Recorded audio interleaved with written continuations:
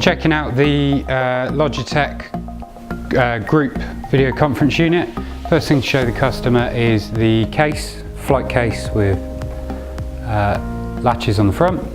Opening it up, inside we have a few pieces. Firstly, we have the micro USB lead with Velcro tie and our markings.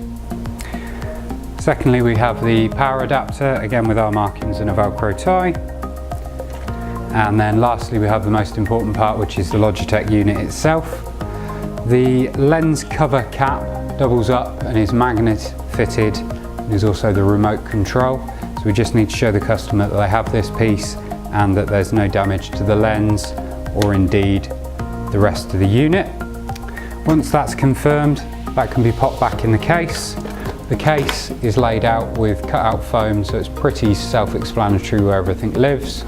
And there is also a checklist in the top of the case just to confirm all the pieces.